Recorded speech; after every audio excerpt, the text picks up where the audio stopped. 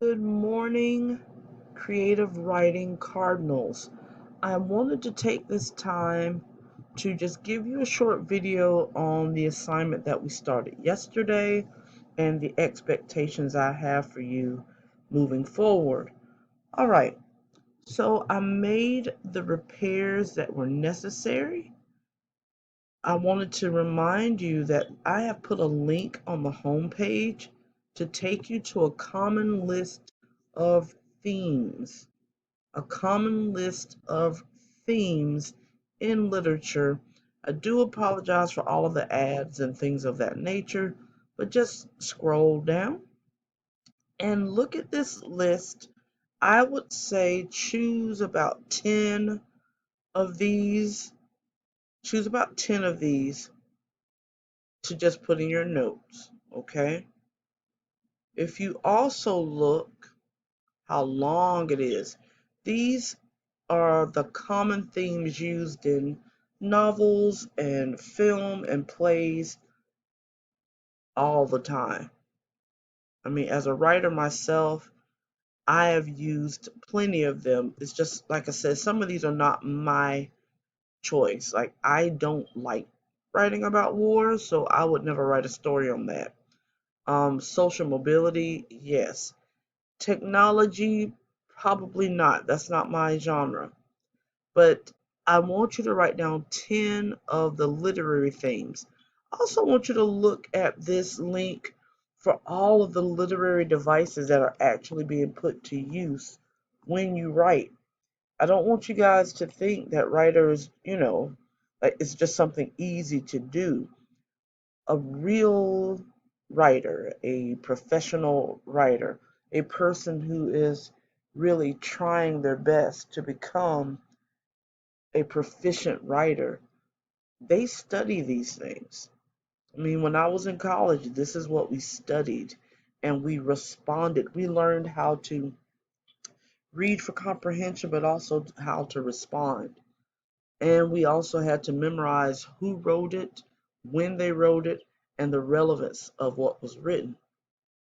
So look at these words. You already know connotation, denotation, but look, you need to know didacticism and deus ex machina and double entendre and epiphany and foreshadowing, but you need to probably study more about what hubris is and innuendo.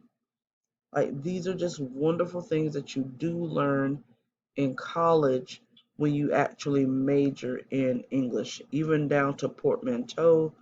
um, Propaganda is something you should learn in high school. You just go into more detail, okay?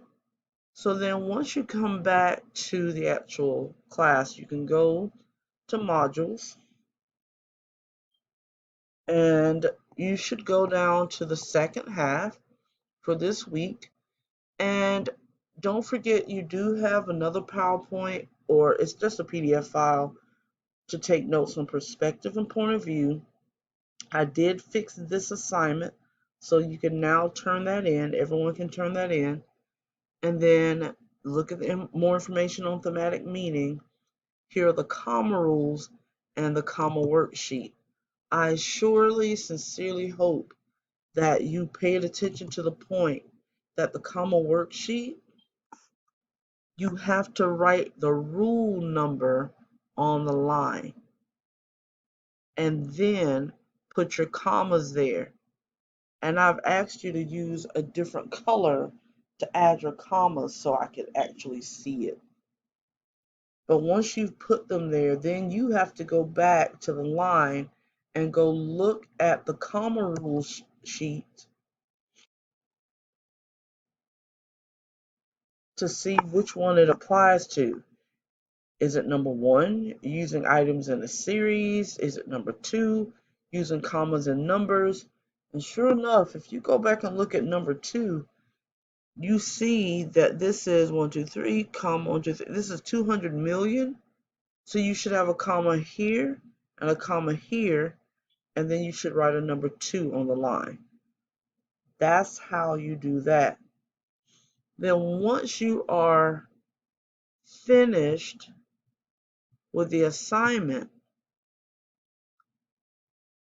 The next assignment dealt with that PDF that I want you to write for Not Poor, Just Broke.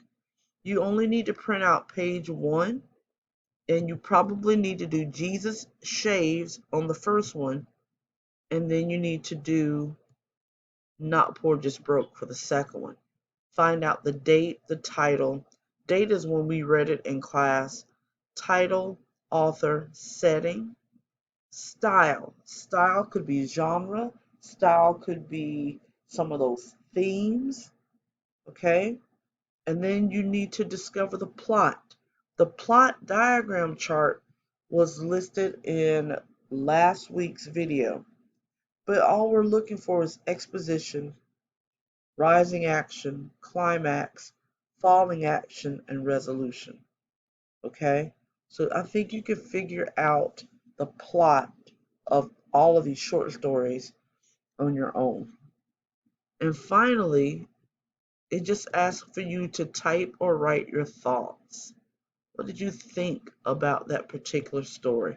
So you do need to either print this out or find a way to write on that, possibly using that Doc Hub that she mentioned. And so then I provided for you the story and the questions.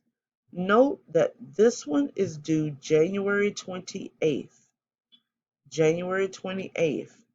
January 28th is also the day we will probably have our first, no, I said we were going to do it February 2nd. I'm sorry. I was getting you guys confused with my world history. But February 2nd is when you'll have your first test on most of the material you are seeing here. When you click this, I've provided the full story. We read this in class, but I'm giving this to you just in case you weren't paying attention when we read it. The assignment calls for questions 1 through 5. However, I'm going to allow you to earn some extra points if you thoroughly answer number 6, 7, and 8. Okay?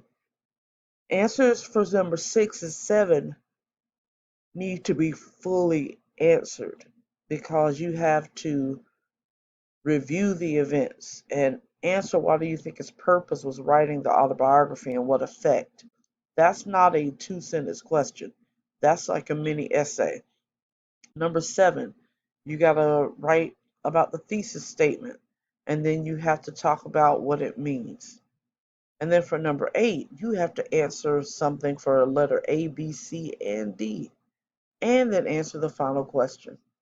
So that's why I'm offering extra credit or some bonus points for number 6, 7, and 8. But 1 through 5 are mandatory. You can stop right there. But I just wanted to give you that option. And then once you turn that in, you are done for this week.